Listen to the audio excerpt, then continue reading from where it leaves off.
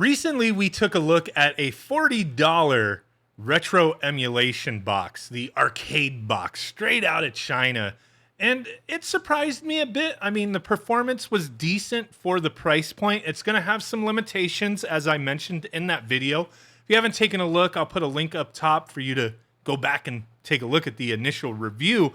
But I saw so many people in that video mention how, heck yeah, I'm going to buy this thing, or that they bought it. It's only $40, free shipping type of thing, right? And today, I wanted to go over a few things because I figure a lot of people are going to start getting them in their hands, and they might run across a couple issues that are very easily fixed, especially if you're not familiar with these systems and how things work and how to change settings. So real quick, I wanted to go over just a couple things. One of them that I figure people are going to run into issues on is going to be Nintendo DS. So this is running the Drastic emulator. Let's go ahead and jump into New Super Mario Bros. Because there's a couple things that I found when I started testing the system a little further that was like, oh yeah, people may wind up having issues because you can't play these games, right? DS runs fairly well on this system, but if you know the DS, I mean, dual screen, it's a two-screen system with the touch screen. So that's one problem that you may run into is like, how do I use the touch screen, right? So there's a few things of note here that I want to go over to get you up and running. So with the included crappy PS2 controller, you could use any controller you want on the system. You plug it in, it's going to prompt you to, do the layouts, the button configs immediately. Pretty cool stuff, very simple to do. But if you're using a controller like this, the included one or another PS2 style controller that has analog sticks that you have to press a button to enable analog, like the ones that comes with the system, gotta make sure the light's on. Nintendo DS, on these kind of systems, you really do need the analog sticks to play this, to use the touch screen. So definitely recommend it. If you have a controller like an Xbox controller or whatever that you don't need to enable the analog sticks, you're fine. But okay, the included stick or the controller that comes with it, using the left stick moves around on the touch screen. So I'm going to go ahead and get the game started because it does take a moment to get into this one.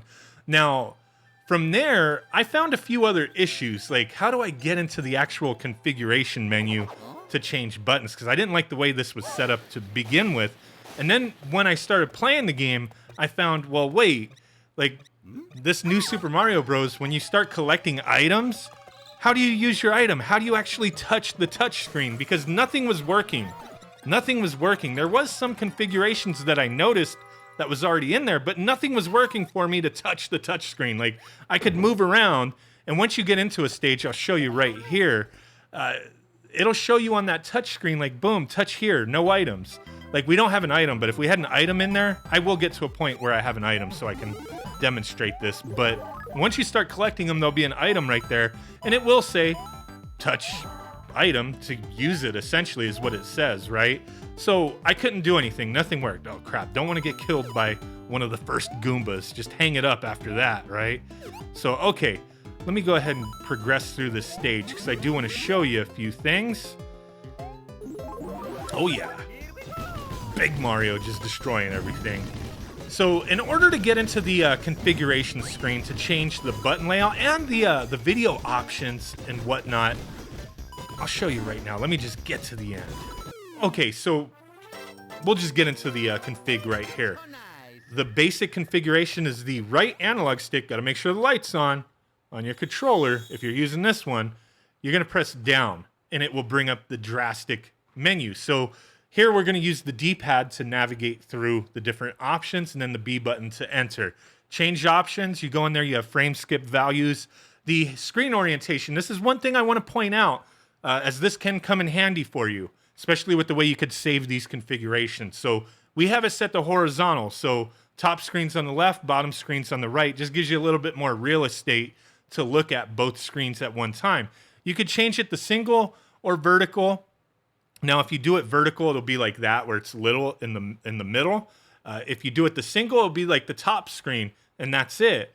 Now, that could come in handy for games that don't use the touch screen or don't show like information you really need. You could swap around if you want to. There's different configurations to do that. But I'm going to leave it to horizontal because in this game we do want to have the touch screen up.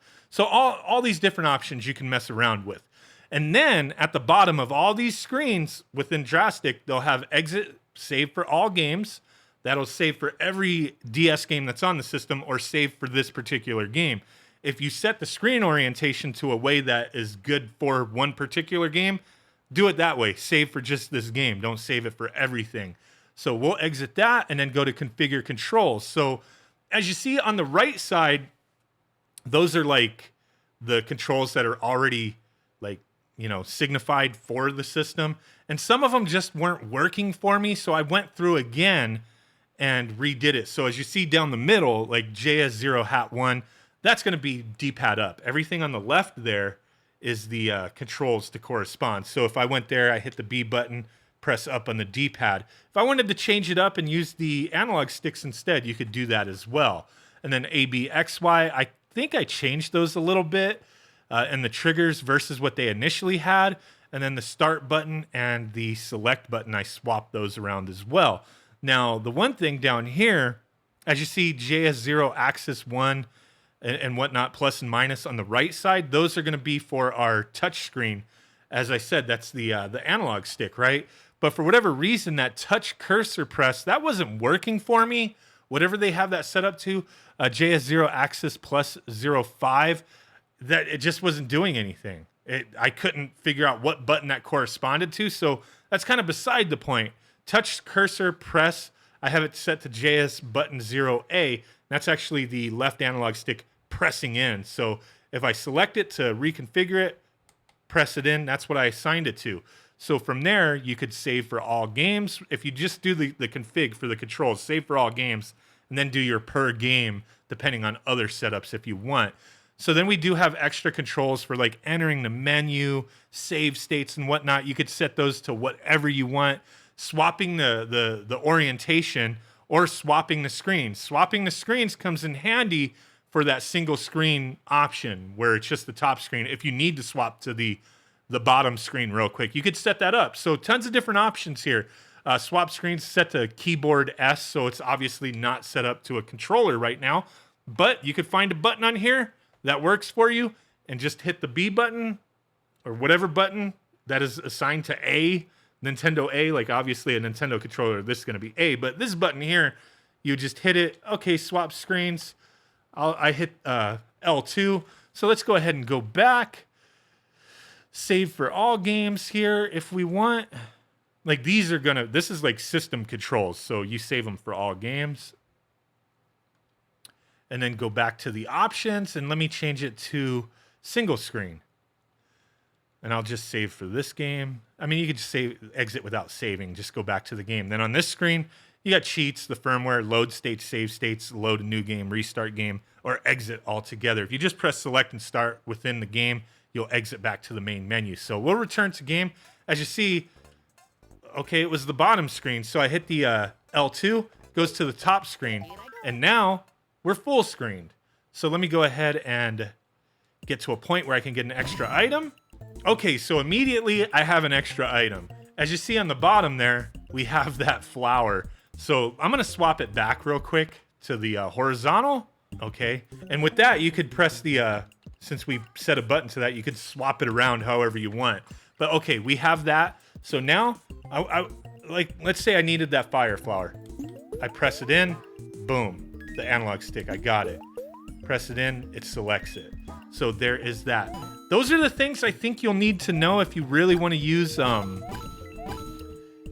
DS well on the system, as most of these games seem to run just fine.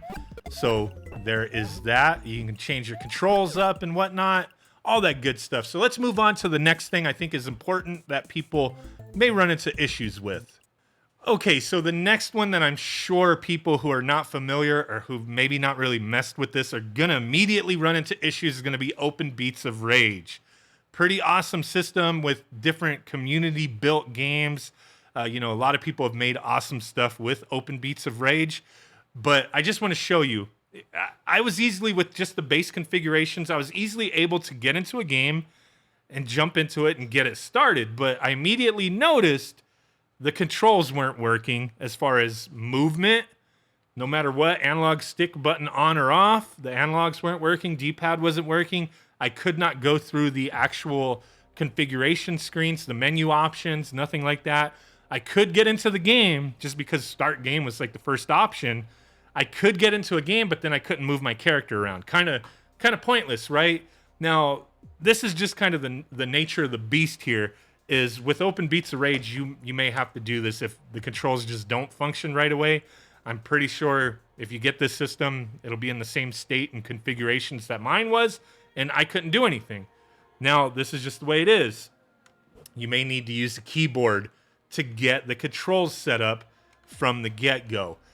It's just the unfortunate thing with Open Beats of Rage, but once you get it set up, you don't need to use a keyboard again. I love these keyboards, these keyboards, especially this one. It's a controller or a keyboard. It has a switch to swap between the two. So you could actually set this up as your controller for the system and then swap it to keyboard when you want to use it. It's cool. I mean, really, I don't know. It's not the greatest using it as a controller, but it comes in handy for me for testing. I use this on Mister, Raspberry Pi, all sorts of different things, but you could do it that way. They do sell just single keyboards for a little bit cheaper than this, but I'll put a link in the description if you're curious on using one of these things. So, comes with a USB dongle. I plugged it in on the main screen, the menu for the front end here, before I opened up Beats of Rage, right? Plugged this in and it immediately just said, hey, there's a new controller plugged in, configure it, just like if you plugged in another controller. The only things I configured was the directions up, down, left, and right, and I just used the up, down, left, right keys, and then A, B, X, Y. Since I'm not going to use the keypad as a controller, I just did A, B, X, Y, the actual keys, just so I don't forget type of thing, right? And then start, I did enter, and then select, I did spacebar, and then hotkey, I did control. That was it. Didn't really need to go that far, but those were what I configured, because I did need to be able to navigate in the menus in this game with a keyboard just for a moment to get it set up. So with this, I press down, go to options, hit enter, then you have video, sound, and control options. The main thing is going to be control options. So I hit enter on that, made sure gamepad's enabled was on, and then went down to set up player one. So here was where I just went ahead and configured everything. Move up, down, left, and right. So corresponding to the D-pad or the analog stick, whatever you want to use. From here, all I did is actually the only button on here that was working was the B button, which was enter. So I couldn't move up and down to go through this list. I needed the key up and down on the keypad, the keyboard, to go up and down in this. But from here, I could just hit enter, or the B button, I mean, or enter on the keyboard, and then press up. And then since I couldn't move down on this, I used the keyboard and then just moved to the next one, moved down, and then just hit enter, press the button, went through and did the whole thing for all my attack buttons, jump, special, start button, all that good stuff. And then I hit OK, and that was pretty much it. So I'll go ahead and jump into this game real quick, show you that the controller is working. So I don't need the keyboard anymore because the controller just works. So that's just fine.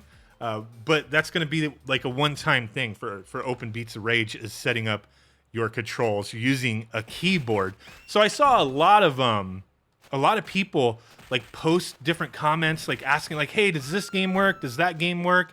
And there's so many games on the system, over 30,000. It's hard to test every single one of them. But I do want to point out, like, if you run across the game, oh my God, I'm getting my ass handed to me. If you run across a game that doesn't boot up, which it's mostly going to be stuff in MAME and whatnot, the arcade things that you may run across, things that just don't boot up, there is one thing you could try. So let me exit out of this. Just going to hit the select and start. There's one thing that you could do to double check or to swap things around. So like MAME, for example, if you go into a game and it just doesn't boot up, which there's a lot of them that I've been running into issues. I noticed somebody had said, hey, like, people gloss over some Sega stuff. Can you check if these work? Type of thing, like Spider-Man, the video game, Golden Axe, the Revenge of Death Adder. Those don't work for me.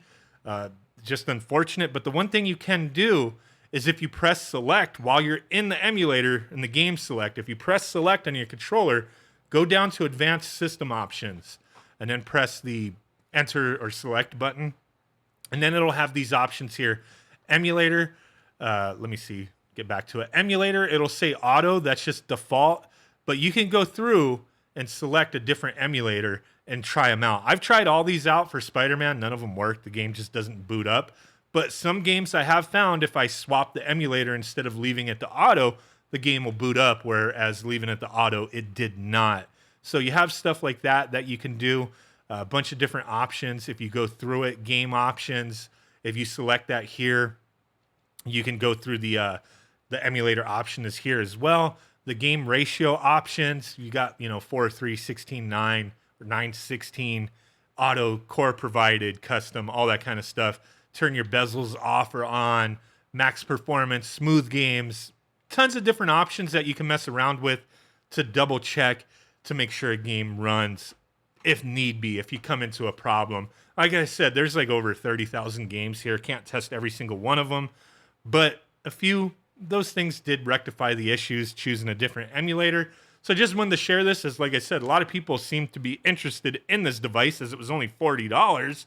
And those were a couple of things I figured people would run into issues with controls in particular, OpenBOR Rage and Nintendo DS.